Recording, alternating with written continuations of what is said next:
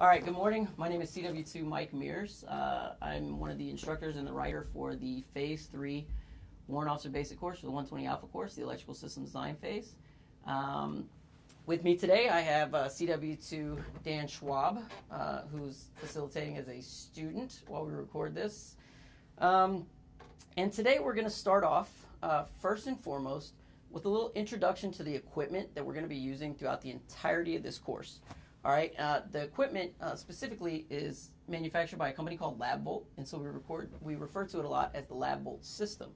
So LabVolt system looks very, very scary, and come with me over here, and I'll show you. All right, so this essentially is one complete LabVolt station. All right, it looks like a whole lot's going on here, but there's actually not that much crazy science stuff going on. Okay, so first and foremost, let me start with the power supply. Okay, the power supply, this is going to be the only piece of this entire system that's actually hooked up to anything. So all these little modules right here are what I like to call nerd Legos. That's what they are, right? So we can rack them out, put them back in. There's no wires interconnecting each one of these. Nothing. They're all just in there like a shelf. The only thing that's actually plugged in is this power supply, like so, okay? So a majority of our labs, as we're conducting labs and we're actually powering up circuits and we start doing metering, we're going to be using this power supply to run various circuits throughout the board here, and this will be applying the voltages that we need. Okay, so let's start off on the power supply here. Obviously, we have one big power on and off button, okay? So I can turn the power on. You can clearly see lights right here, L1, L2, and L3. That's an indicator that the main power supply is on. That means these leads down here are actually live, okay?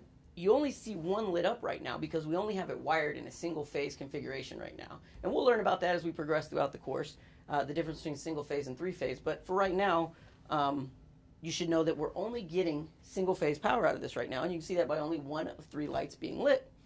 All right, so right here in the top, we have an analog voltage meter. All right, so it goes from 0 to 250. There's two different indications on it, and we'll see these same symbols throughout this course. It's good to kind of understand them up front. You'll see a line like so, or you see a sine wave like so. All right, so this line, also seen like this, refers to DC power, okay, or DC voltage, and the sine wave is indicative of AC voltage. All right, so on this power supply here, we can get both AC and DC voltages. You can see that they're labeled here. All right, we have four main areas in this power supply where you can actually get voltage from. All right, so the first two, you can see right here on the left, there is a sine wave there. That tells us that that's going to be that AC power source. The difference between these two is one just says 120-208 volts. The other one says 0 to 120-208 volts. What that means is if we were to plug into this is a fixed voltage source. That means you're only getting 120, and if you had three-phase power hooked up, you'd be able to get 208 going phase to phase. But again, we'll learn more about that as the week progresses. Over here, where it says 0 to 120-208, that's a variable voltage source. What that means is we can control the level of the voltage from 0 to 100% between 0 and 120 and 208, and that's what this knob right here is for. This knob that goes from 0 to 100 just breaks this down incrementally of how much voltage output we're getting out of these variable power supplies. Also, something to note, as we progress through the labs, you're going to see variances where you're going to need to plug into either fixed AC, variable AC, fixed DC, or variable DC. And that's going to be demonstrated by an arrow like so. This right here is variable DC power source. This would be the fixed DC power source. Similarly, this would be the fixed AC power source.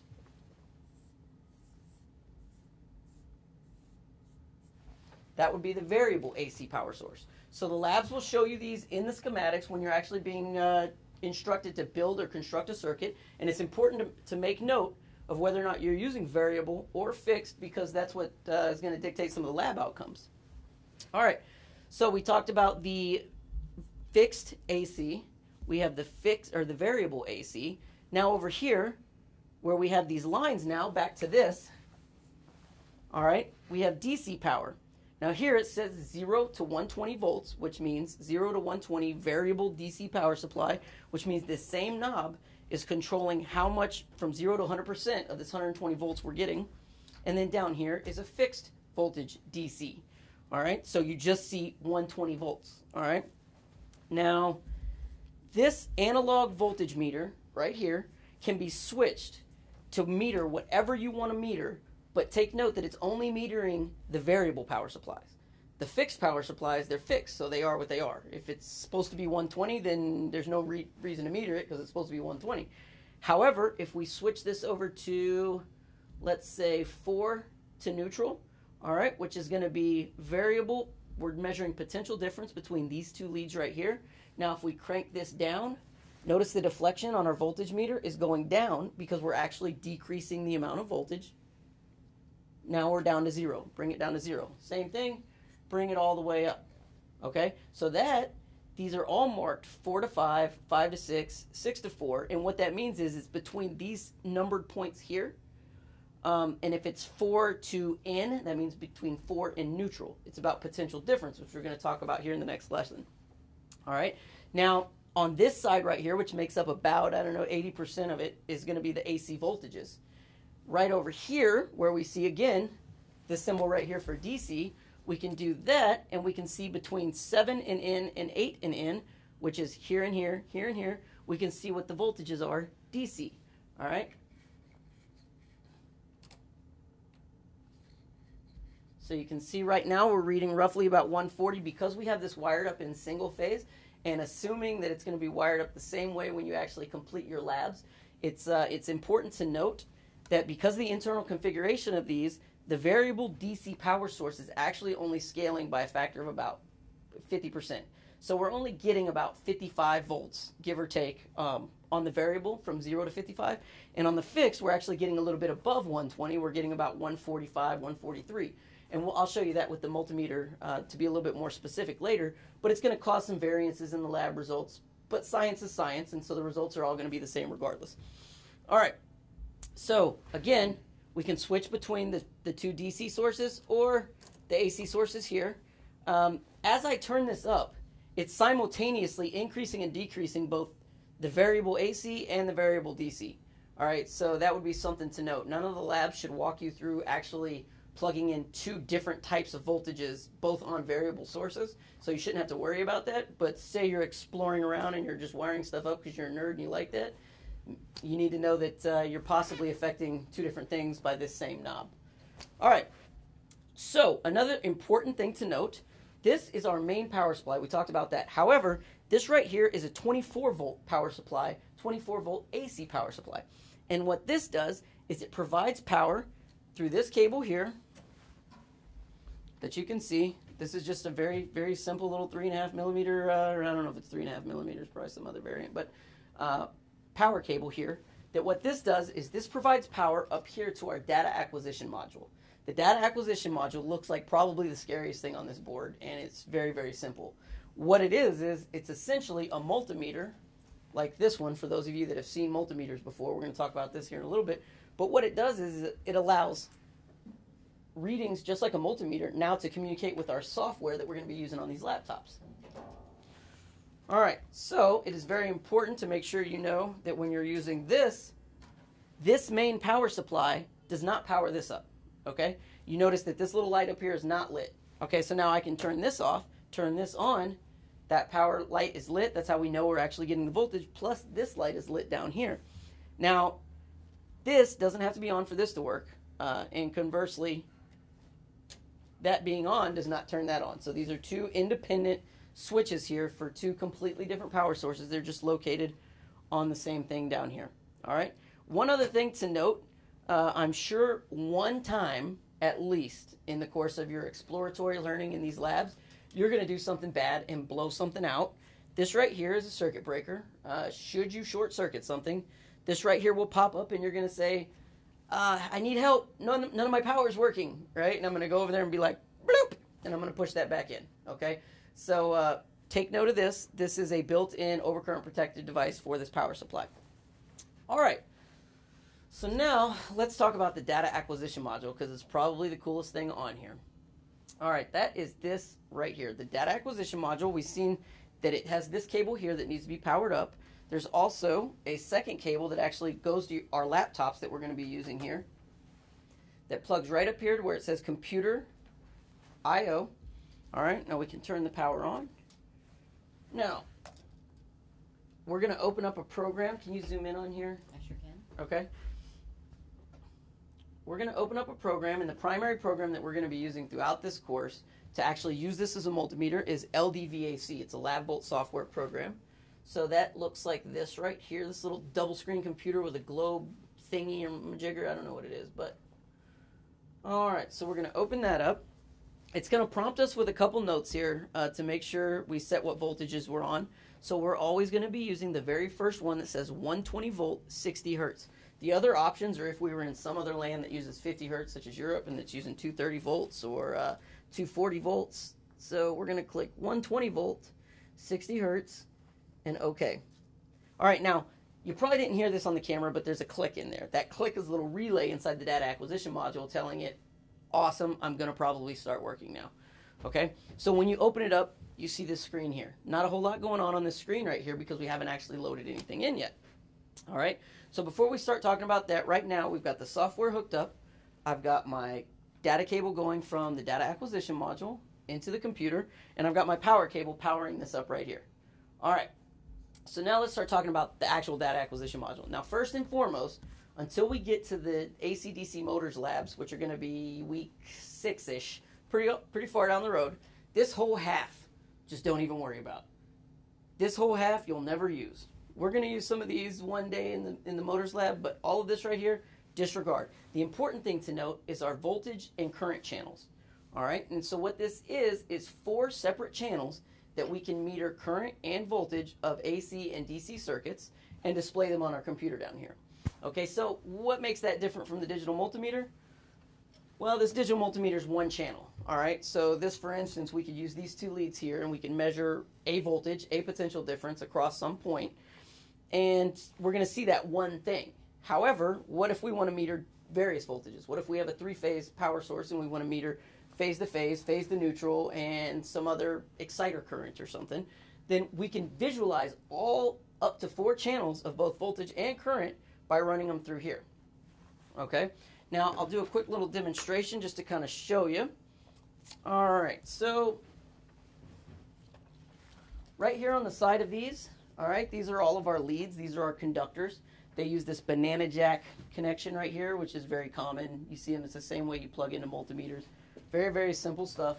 The color scheme here is whatever your imagination has. The only difference between the colors is the length of conductor. And so I've tried my hardest to be OCD and do color patterns, and it never works because it's always limited by length, not keeping the color.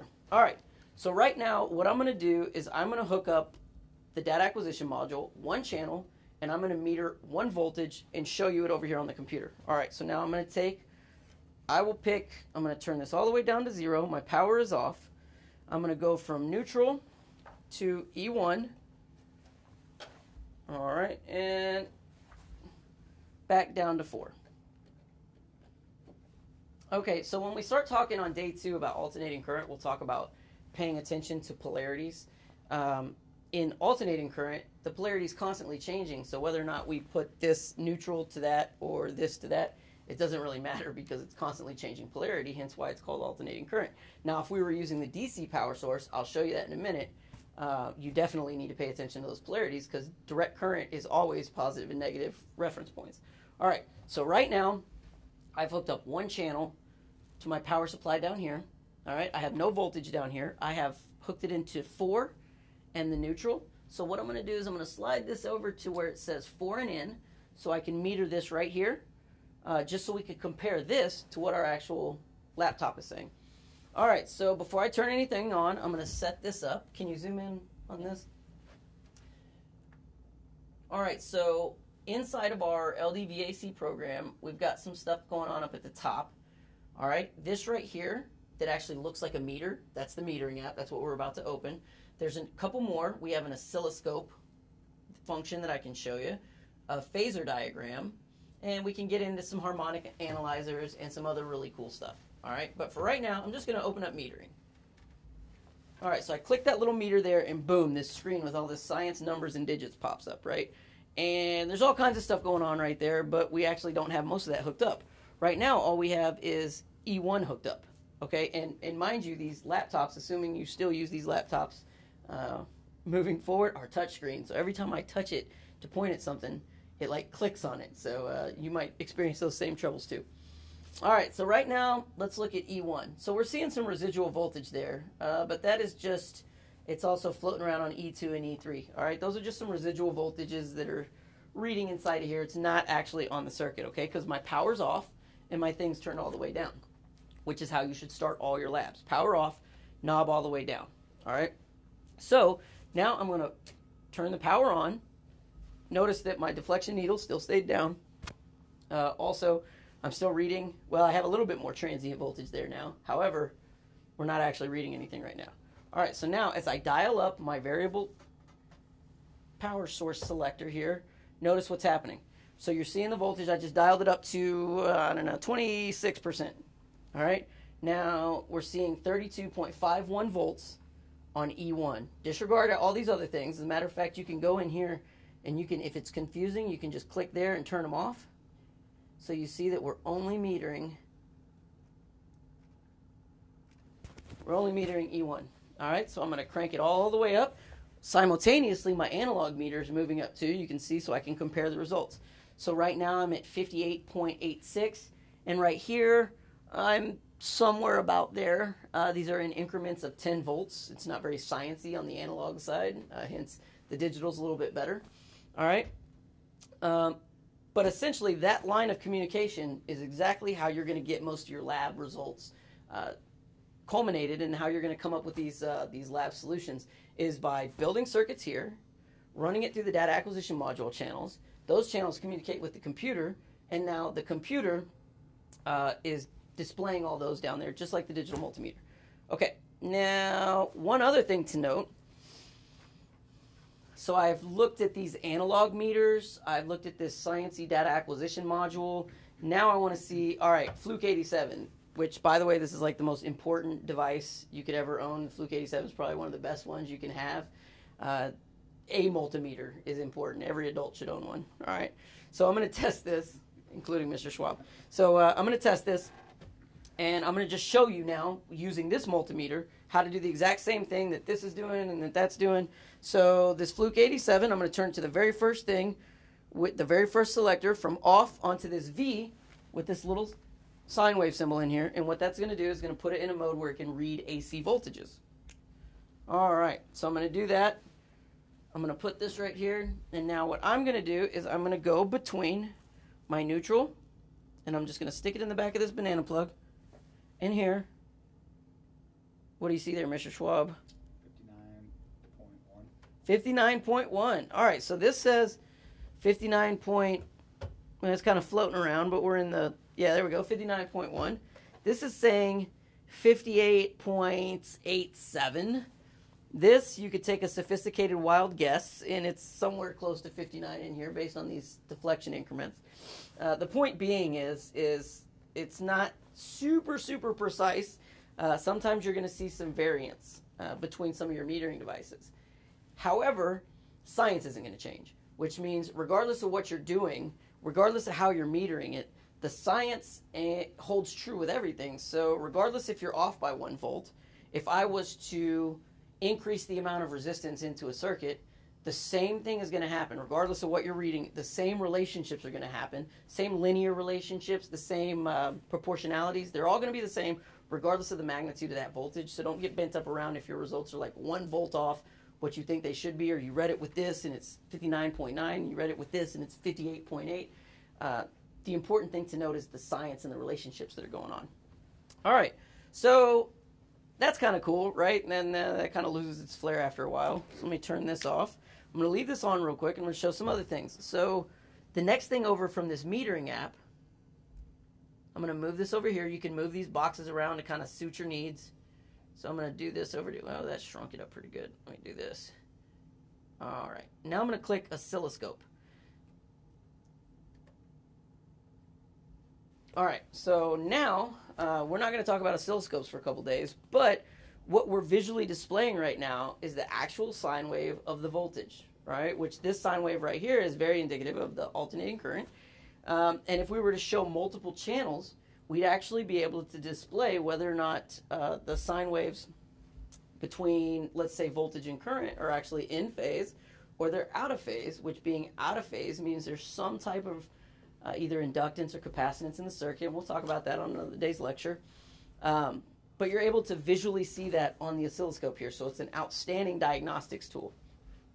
All right, so let me close this and open this. The next thing over is the phasor analyzer. All right, and so what makes the phasor analyzer cool is if you have voltages and currents that are in the same frequency, they can be visually represented as a vector instead of seeing a bunch of sine waves on that oscilloscope. And how is that better? Well, if you had, let's say, three-phase power, so we had three sine waves that are all 120 degrees out from one another displayed on that oscilloscope, and we had three different currents we were metering too, so those are displaying. And oh, by the way, there's some inductance in there, so there's a little bit of phase shift, which means it's going to look like six sine waves all over the place in this big melting pot. It's going to be hard to read relationships. Well, if they're all the same frequency, they can be represented on a phasor diagram to where you're seeing actual vectors with actual angles. It makes it a lot simpler. And you'll kind of understand when we get to day 5 and talk about vectors and power and phasors. But for right now, just a little orientation. That's what this is right here. All right. So now one last thing on here. I'll demonstrate the current leads in here. So what I'm going to do is I'm going to dial this all the way down, back to 0, and I'm going to turn this off. Okay. You can leave the power powered up to this right here. That can stay on, and it actually helps because if you turn that off and start doing some things and you turn it back on, a lot of times it won't pick up again on here, and you'll have to recycle the program, which is usually the default process if something's not metering right. So to avoid that, you can just leave the power to the actual data acquisition module right there. All right, so what I'm going to do now is I am going to put a load on here, and I'm going to display that load on the oscilloscope so I can kind of show you.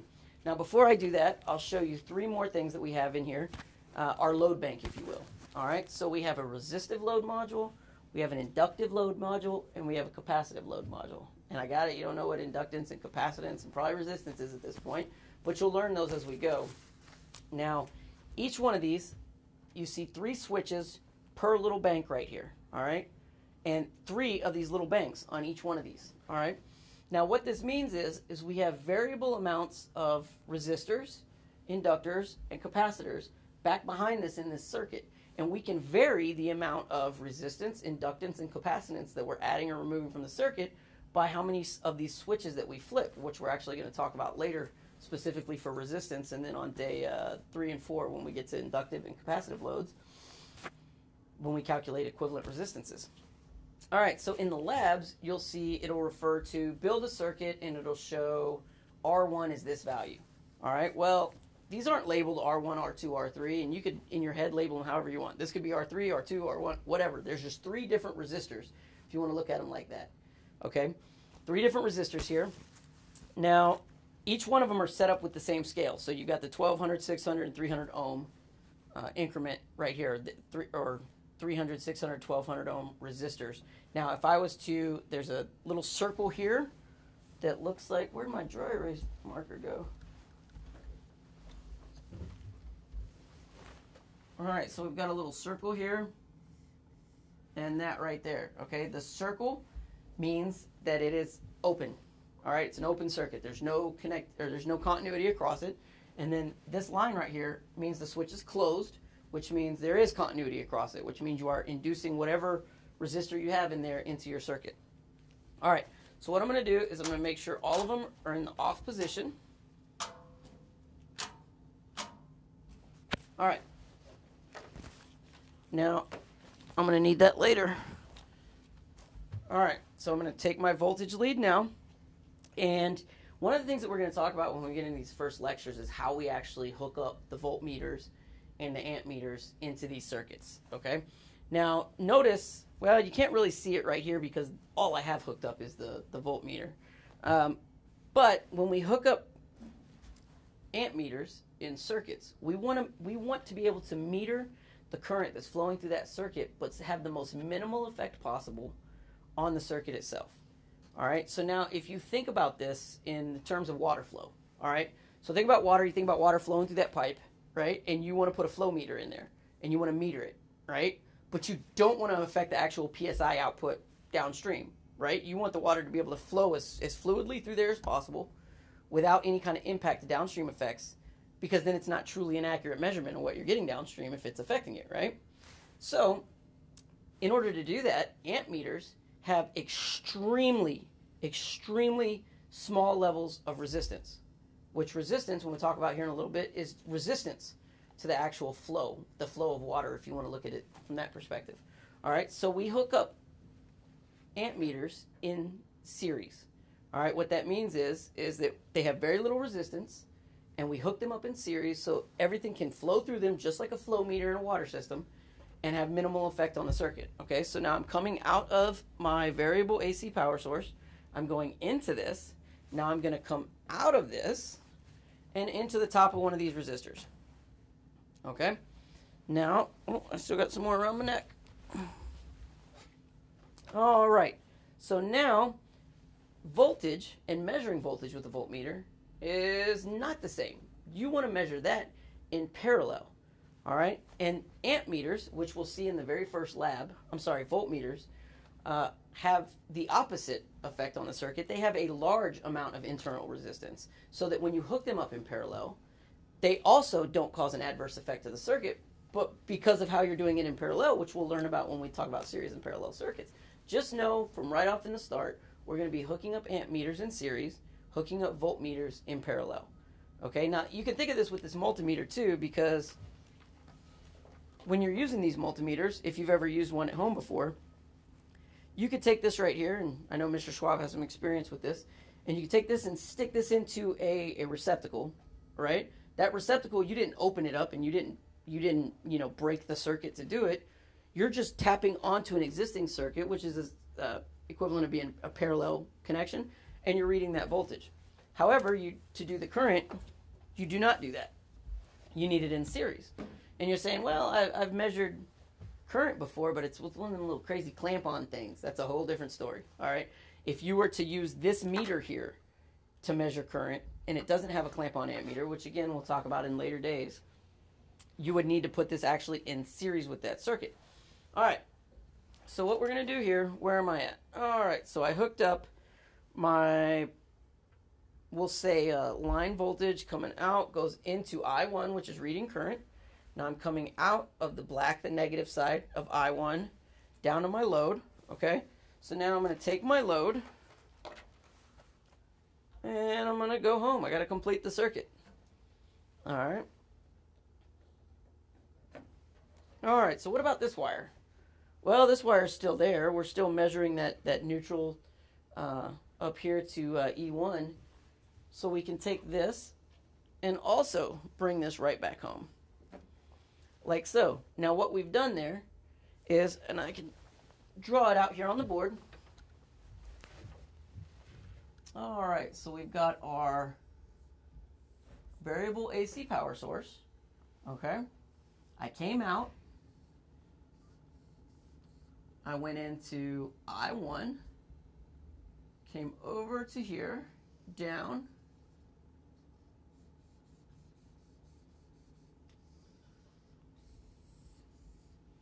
this would be R1, resistor bank 1, all right, and off of right here and right here,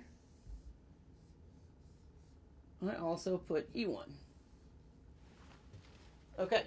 So you can see, and we'll talk about this again later, but one of the clear indicators of whether or not you're in series versus parallel in a picture like this is nodes.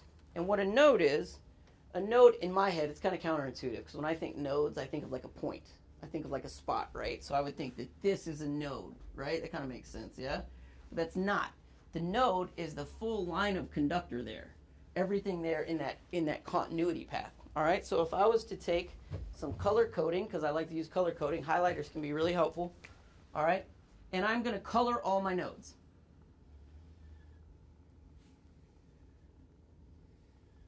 Okay, so you see there, everything there, that whole branch, that's that.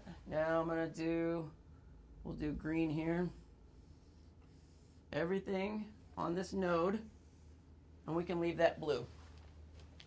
All right, so we've got 3 nodes in this circuit right here, how we hooked it up over here, 3 nodes. All right, the way that I can tell that E1 is in parallel with our voltage source is the fact that it shares the same 2 nodes as that voltage source. All right, so you can see that here's the voltage source.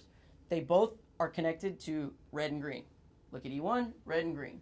Now look at I1, red and blue, and E1, red and green. So those 2 are definitely not in parallel.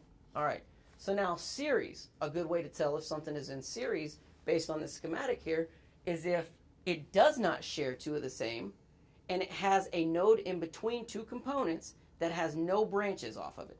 All right, so now branches. Okay, so let's think E1 and I1. All right, so there is no 2 connected leads or nodes, correct? There's not 2 of the same color coding there, so we're good there. However, if we look at the node that's in between them, we can see that it branches off. All right, so that's how we know that is not a series relationship between these 2 components. Now let's look at I1 and R1. All right, they don't share the same nodes, the same 2 nodes, so they're not parallel. That means they could be series. Now let's look at the node in between them. Is there any type of intersection or anything between those 2 nodes? No. All right, so right here, that's a series relationship. Okay. All right, so this is just the representation on the board of what I drew over there. And you're going to see in the LabVolt manual a lot of, well, all your labs, they're going to have diagrams similar to this. One thing that I urge you is don't, when you start a lab, don't just open it up, find that diagram, and start wiring. All right, because there's going to be so many instructions on some of these labs. There's probably words, about 5 or 6 steps before that, and you're going to just build the first circuit you see in there, and then you're going to go, I don't understand this. It's not working. Say, well, did you read the hundreds of words before you did all that? Well, no. All right, so make sure you don't just build, read, okay? All right, so this is what's represented by this rat's nest over here. And if this looks complicated, you're going to be in trouble when we get a couple days into this because this is very, very small. All right, so now what I can do is I have I1 now. And when I had my metering on my computer over here, before I just had E1. Now, I already have I1 shown over here, so I'm going to turn it on. I'm going to try this touch screen thing. It never works for me, right? But it worked. Okay. All right, so I turned I1 on. Why is I1 not reading anything? Because there's no power. Because there's no power. Exactly, right? Awesome. Now we're going to see these relationships when we start talking about Ohm's law, too. All right, so what I'm going to do now is I'm going to turn on the power, and I'm going to dial it up. All right.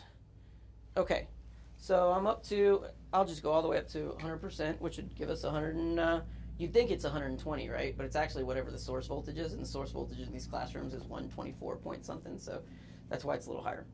All right, but what is our current? It says 0.007, but that's really 0. Why is it 0? Because that's probably just residual stuff or... But why don't we have current flowing through our circuit if we have voltage on? I don't know. What? Well, because we don't have any load. It's actually an open circuit right now because these switches are in the open position. All right? Oh, I thought you had those on already. No, so essentially, this, back to our circuit over here, I mean, if I don't have any of those switches closed, essentially that's like this, and we have an open circuit. So there actually is no path for current to flow across that resistor. All right? So now let me pop the 300. All right, so what did our current do when I induced 300 ohms of load? Let me get my dry erase marker wiper.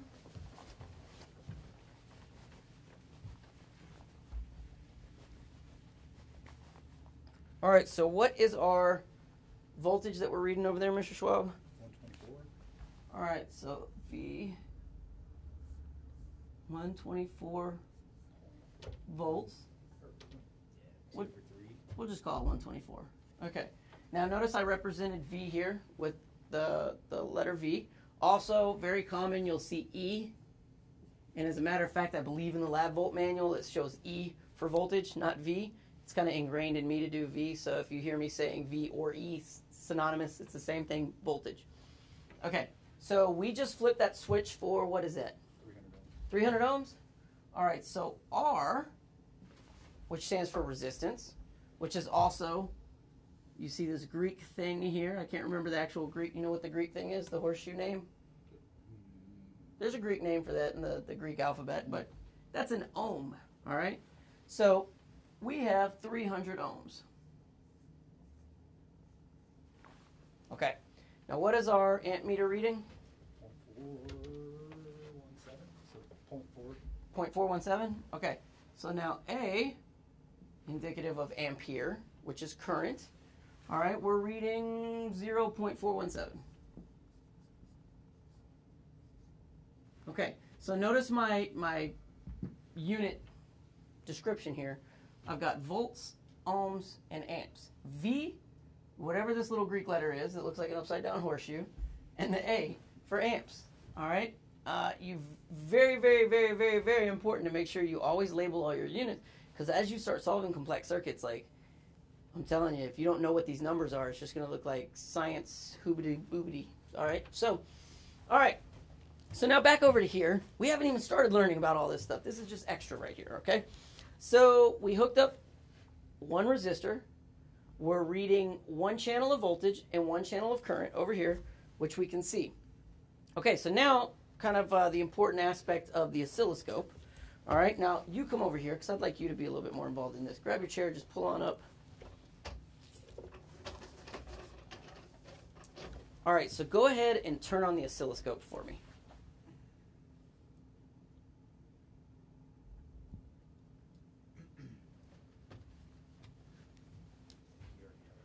You might have to minimize. It might be in the background. Minimize the meter. Oh, yeah. See, you already figured it out. Okay. All right. So now notice we've got actually two sine waves that are displayed on this oscilloscope. Okay. Well, that's because we have two different channels. We have the voltage and now the current. And you're saying like, well, why is one so much smaller than the other one?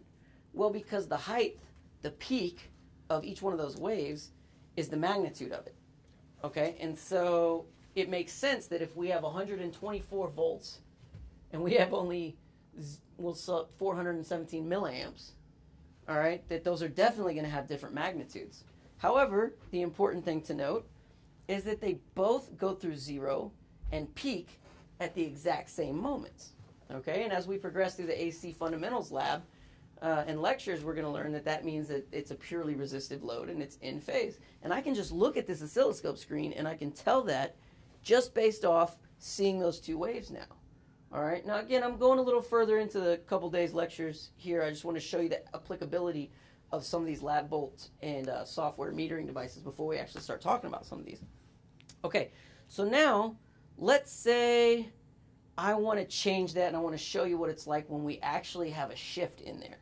Okay, so go ahead and grab me two of those red leads. All right, so I'm going to turn my power off. I'm going to dial this back down. Notice our oscilloscope went to zero. Now I'm going to input some inductive load into the circuit, and I'm going to do so in parallel. Now I could put it in series, but I'm going to do parallel because it's just easier to wire it up. So now this is my inductive load. I'm over here on the resistive load. Now I want to just add some inductance to just kind of show you what that does with our little graph over here. Okay, so this is the equivalent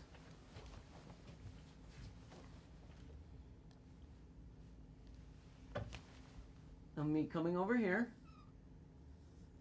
Now this is the symbol for inductor. And we'll call this L1. Now inductance, we'll learn on day 3 or 4 that inductance, the symbol for it is L. It's not I, and it's kind of counterintuitive, but I is the symbol for current in a lot of instances, so they had to come up with a different letter. All right, so L1 with these little curvy things here, that means I put inductor 1 over here. All right, so I'm going to go ahead and flip. Well, actually, let's turn the power on. Notice my switches are off, so you should see the exact same thing we just saw. This 300 ohm resistor is still on. Nothing else over here is on. I'm going to turn the power on. I'm going to dial it up to 100%. All right, so now our peaks and our zeros, they're still at the same spot, right? Yep. Okay. All right, so now I'm just going to throw a switch and I'm going to induce some current into the circuit. So what happened? What do you see? What do you see different? Well, it threw the highs and the zero off, so it went out of parallel, right? Yes, parallel's not they're not in phase. That's the lingo for that. But yes, so now what you can see there is that this peaks, while this one is, I don't know, what would you say, maybe like 40% on the downward trend right there, right? That phase shift between current and voltage that we just brought on by adding in some inductance in there is when we actually start talking about power factor and stuff. That's what that is now. It's an inefficiency in your system because your waves aren't completely on top of one another.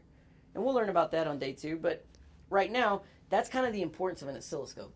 Because now, if I was just to hook up an oscilloscope to a load, which assume this is, let's call this a motor, and we're at home and our well went out, and we want to troubleshoot our well pump, and we want to see what's going on. If we had an oscilloscope, because you're a super nerd and you like having oscilloscopes, right?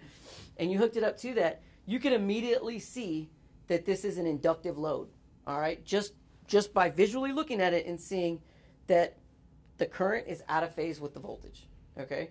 Which you can learn that can lead to some inefficiencies, but it's unavoidable sometimes. All right, so let me turn this off. Let me dial this down. All right, I'm going to show you one other cool thing before we start talking about these other components. Now I'm going to add capacitance, all right? So I'm just going to jumper, same thing, in parallel, over here to over here. Okay, so does it matter if I plug in right here or if I plug in right there? No. Why not?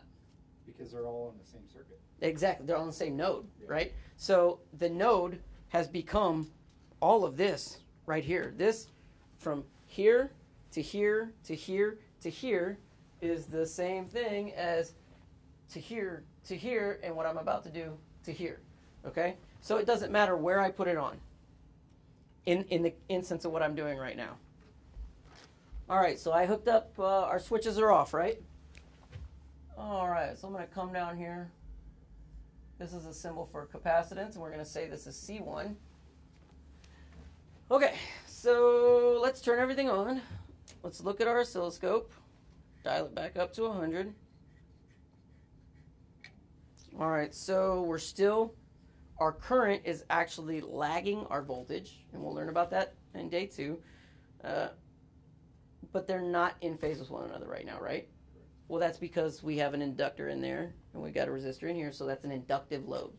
This is actually in most applications in the world, in science and life. This is really what's happening because of the heavy amounts of inductance that are out there because of how we use science and electronics.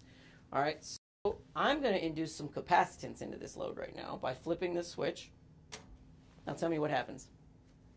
Looks like it puts it back in phase, but it disrupts the inductive load.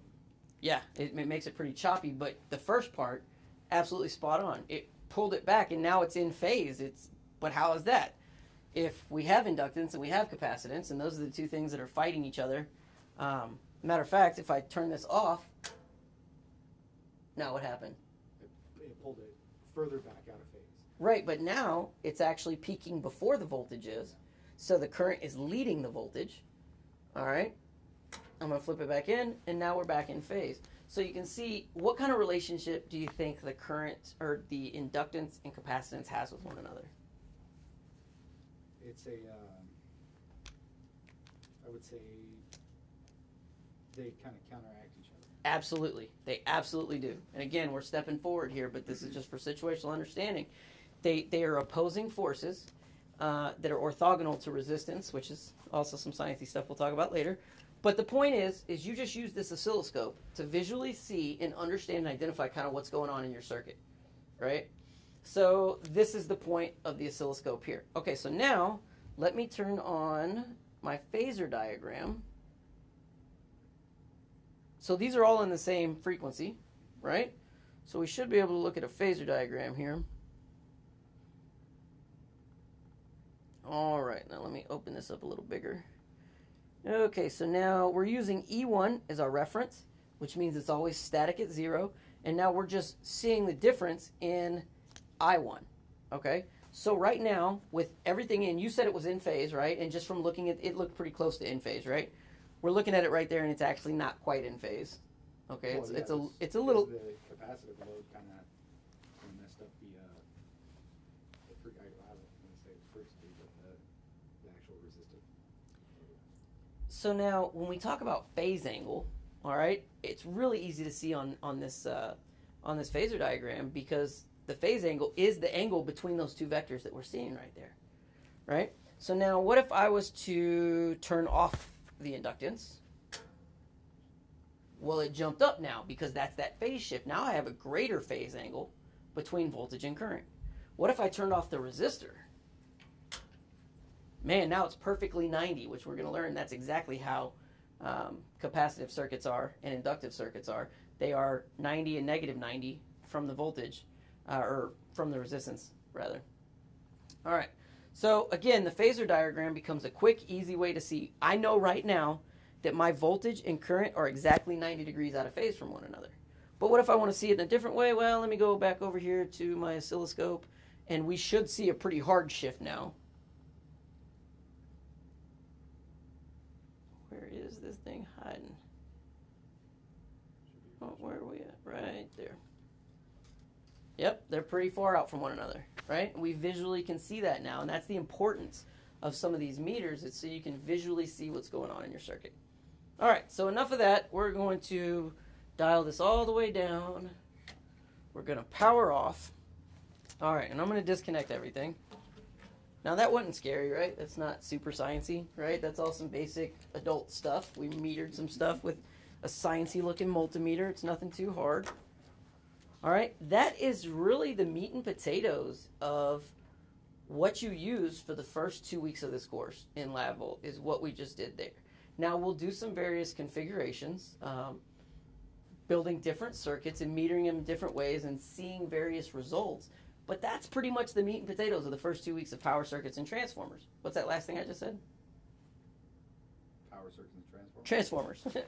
So we will end up using these modules as well. These are the transformer modules. Here's my disclaimer right off the bat. Of all things that are in this system, this is a very, very resilient system. You can do a lot to this and not hurt it. These are the most delicate thing in here because they're not protected. So if you smell something funky, you're probably doing something wrong. Turn the power off. All right? And these are the ones that are going to let the smoke out for real. Which brings me to another point. Anytime you're using any of this stuff in this system, smells go a long way. That's the cool thing about electricity. If it smells like there's some electrical stuff going on, there's electrical stuff going on.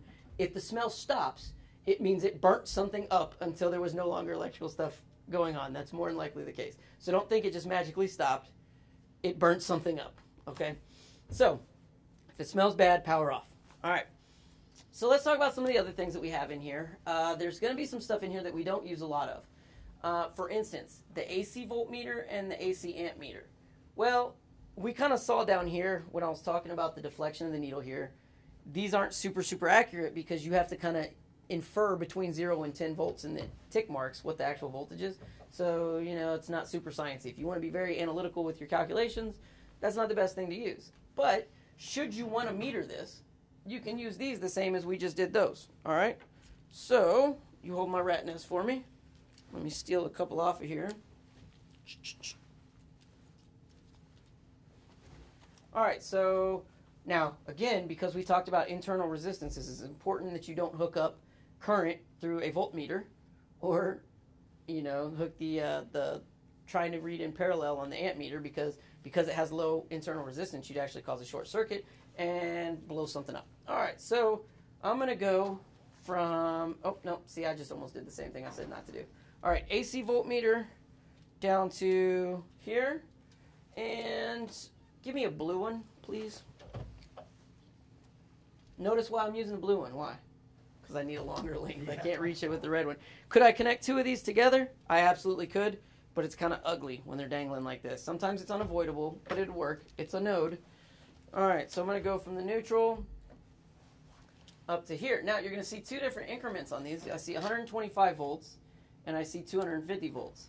Well, the reason for that is how much needle deflection we actually have. So if I was reading something that was 240 volts, but I hooked it up to this 125 volt thing, well, the needle's just going to deflect all the way down and peg out, right? It's not going to work. Same thing in reverse. If I was reading 120 volts with the 250 volt meter, well, that just means my deflection is going to be back over here, and the increments are a different value. All right, so on the 120 volt or 120 volt range, it's in increments of 5 volts. On the 250 volt range, well, it's a factor of 2, so it's increments of 10 volts. So you're not going to see as precise reading. So I'm going to plug into 125. All right, AC voltmeter, voltage, power on, dial it up. I'm reading over here somewhere in the realm of 120 something. Reading over here somewhere in the realm of 125, 124. Again, you can use that should you choose to. All right, so now I'm going to move it over to the 250 volt range so you can see. Well, now I'm reading this lower set of increments that are, say, 250, and, you know, you're seeing the range of 10 volts, and so it's harder to get an accurate reading. But you can use that just the same way as I used this. All right, so for some reason, if your computer fails, if you're not getting communications, or you just want to set up some really cool circuit and do some science stuff, you can use these too. All right, but most of the labs are going to run you through using the data acquisition module meters versus using these analog meters.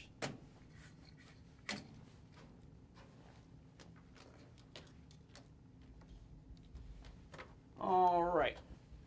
So, top corner, well, let's recap here. So we talked about the transformers. These we're going to talk about when we get to sections day 7, 8, and 9. All right. The AC, and again, if it smells bad, turn power off. Don't let the smoke out, and if you do, try and catch it and put it back in. Voltmeters, amp meters. We've got our data acquisition module, and then we've got our synchronizing module. So this synchronizing module right here works in a couple different ways. Once we get to talking about AC motors and generators, this is how we could actually sync our power supply here onto one of our generators over here, which is really, really cool. All right, but it'll measure through lights coming on and off. It'll tell you whether or not you're in phase with another voltage source, and kind of give you an idea of when to actually close in on that voltage source if you were going to parallel two things together, such as paralleling generators together, which is probably something you're kind of familiar with. We're not going to be using this a whole lot until we get later in the course. So again, the primary components that we're going to be using for the first 2 weeks is the power supply, our 3 load modules, and our data acquisition module. And right at the end, we'll use the transformers. Okay, so we talked about all of that. Now if we go down here, all right, you can see I have the synchronous motor generator hooked up, and I have a 4-quadrant dynamometer power supply. All right, so again, this is further down the road.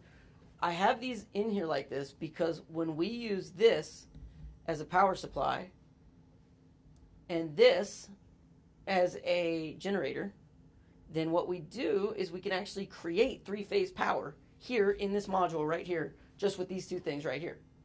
So then what I could do is power this up. This is going to mechanically spin this motor, which I'll show you back here.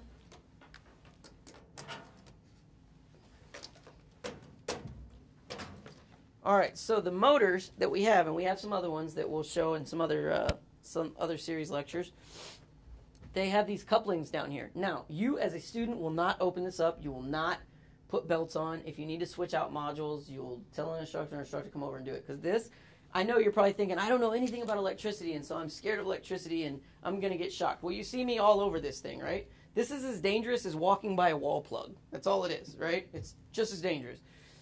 The most dangerous thing in this is this spinny stuff in here that could, like, suck you in, okay? So you will not do that. Instructors will do that.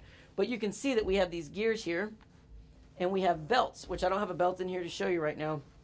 But I can couple a belt from here to here. All right, close this up. Tell this